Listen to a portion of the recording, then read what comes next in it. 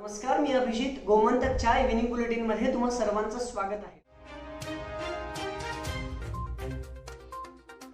गोव्यात घडलेल्या दिवसभरातल्या ज्या घडामोडी आहेत त्या आपण या बुलेटिन मध्ये जाणून घेत असतो. गोव्यात काय नवीन घडामोडी घडल्यात, सरकारचे काही निर्णय आहेत का, काही कोर्टाचे आदेश आहेत का, या सगळ्या घडामोडी आपण या बुलेटिन मध्ये जाणून घेत असतो.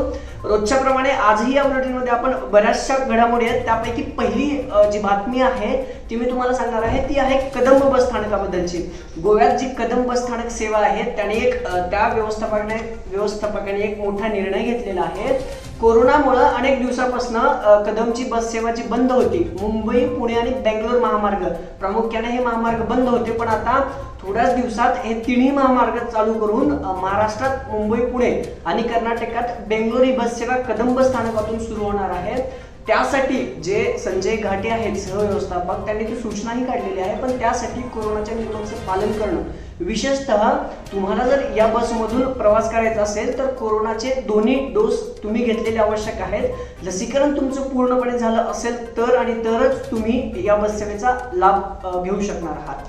दुसरी बातमी अर्थातच मागील बऱ्याच दिवसापासून राज्यात जे सरकारी नोकरीचं गदारोळ माजलेलं आहे, भाजप सरकारवर विरोधी पक्ष टिप्पणी करत आहे आणि त्यावरच आता परत एकदा राजकारण सुरू झालेलं आहे. कारण गोवा फॉरवर्ड जो पक्ष आहे त्या पक्षाने थेट निवडणुकीच्या तोंडावर भाजप सरकार आणि गोवा सरकार सरकारी नोकऱ्यांचा लिलाव करतोय असा आरोप केलेला आहे. आपल्याला माहिती आहे की बऱ्याच दिवसापासून ऍड्स येत आहेत, जाहिराती दिल्या जात आहेत सरकारी नोकरीच्या. 8 वर्षापूर्वी जे आपलं सार्वजनिक बांधकाम खातं आहे, म्हणजे ज्यावेळेस मनोहर पर्रिकर आपले मुख्यमंत्री होते त्यांच्या काळातच सार्वजनिक बांधकाम खात्यामध्ये 27 अभियंता जे आहेत ते कंत्राटी पद्धतीवर घेतलेले आहेत. आता या कंत्राटी अभियंत्यांना सरकारी नोकरीत रुजू न करता नवीन जाहिरात काढून नवीन लोकांना घ्यायचं आणि त्यांना नोकरीत रुजू करून घेताना त्यांना जी सॅलरी दिली जाणार आहे, जे मानधन दिलं जाणार आहे ते अधिक द्यायचं. हा सगळा सरकारचा खेळ आहे. जर तुम्हाला सरकारी नोकरीत संधी द्यायची असतील, जे कंत्राटी कामगार आहेत तुमचे, जे 8 वर्षापूर्वी 4 वर्षापूर्वी त्यांना तुम्ही 27 जे होते 27 अभियंते, त्यांना 17,000 ते 21,000 मानधन दिलं होतं, मग त्यांनाच का रुजू करून घेत नाहीत? तर सरकारचा हा अजेंडा फक्त निवडणूक डोळ्यासमोर ठेवून आहे आणि सरकार सरकारी नोकऱ्यांचा लिलाव करतोय असा थेट आरोप भाजपवरती करण्यात आले. अर्थातच भाजपकडून याचं काही आणखीन उत्तर आलेलं नाहीये. आता जसा निवडणूक पुढे येईल तसा आरोप प्रत्यारोपचा जे आहे ते सुरूच असणार आहे.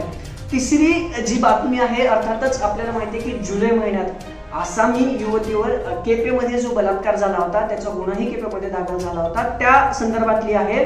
जे 2 आरोपी होते त्यातले शंभूनाथ आणि सुधाकर नाईक हे 2 आरोपी आहेत, त्यांना अटक झाली होती. केपे पोलीस स्थानकात गुन्हा दाखल झाल्यानंतर ही अटक झाली होती. आणि आता त्यातला जो आरोपी आहे सुधाकर नाईक याने सत्र न्यायालयात जामिनासाठी अर्ज दाखल केला होता की आम्हाला या प्रकरणातून जामीन हवा, पण त्याचा तो जामीन सत्र न्यायालयाने फेटाळून लावलेला आहे. तुर्तास तरी ह्या दोन्ही आरोपींना तुरुंगातच ठेवण्यात येणार आहे आणि जो याचिका त्याने केली होती जामिनाची, ती याचिका सत्र न्यायालयाने फेटाळून लावलेली आहे. पुढची बातमी आहे खाणी संदर्भातली, गोवा मायनिंग संदर्भातली. आपल्याला माहिती आहे की अनेक खाणी संदर्भात जे सर्वोच्च न्यायालय आहे त्याच्यामध्ये सुनावणी चालू आहे, त्याबद्दलचे निकाल येणे बाकी आहेत. आणि अशात जर तुम्हाला खाणी सुरू करायच्या असतील तर त्याला 2च पर्याय आहेत. एक म्हणजे एकतर हे जे खटले आहेत त्या खटल्याचा पूर्णपणे निकाल लागावा, किंवा जे राज्य सरकार महामंडळ स्थापू इच्छित आहे त्या महामंडळाची जर स्थापना लवकर झाली तरच तुम्हाला या खाणी सुरू करता येणार आहेत. आणि अशातच आता जे केंद्रीय जहाज उद्योग मंत्री आहेत श्रीपाद नाईक, त्यांनी एक स्टेटमेंट केलं आहे की राज्य सरकारला म्हणजे केंद्र सरकारतर्फे गोव्यातल्या खाणी सुरू करण्यासाठी जे काही मदत लागणार आहे ती केंद्र सरकार पूर्णपणे देणार आहे. त्यासाठी एक मंत्रिमंडळाची स्थापना देखील झाली आहे, त्याची बैठक घेतली आहे. त्या बैठकीला खुद्द देशाचे गृहमंत्री आणि सहकार मंत्री अमित शहा देखील उपस्थित होते, असं स्टेटमेंट श्रीपाद नाईक यांनी केलेलं आहे. म्हणजेच त्यांचं म्हणणं आहे की जर गोवा खाणी सुरू करायच्या त्यासाठी केंद्र सरकार पूर्णपणे राज्य सरकारला पाठिंबा देणार आहे. ही होती खाणी संदर्भातली बातमी.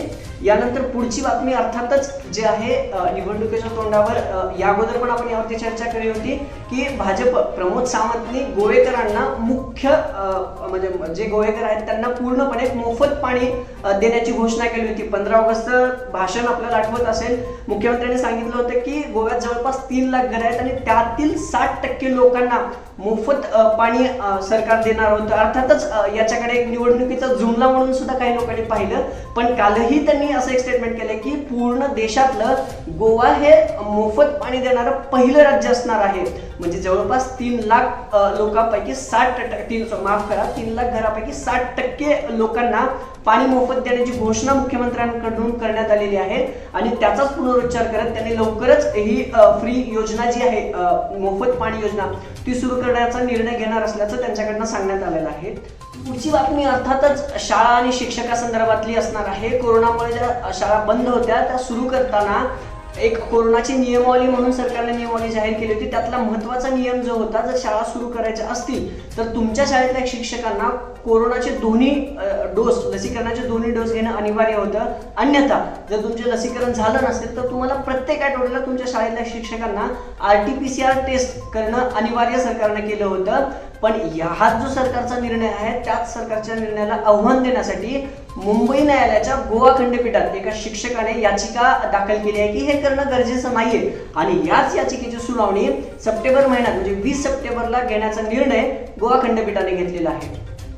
तर या होत्या गोव्यात घडलेल्या महत्त्वाच्या घडामोडी. अशाच ताज्या आणि महत्त्वाच्या घडामोडी जाणून घेण्यासाठी गोमंतकच्या डिजिटल प्लॅटफॉर्मला सबस्क्राईब करा.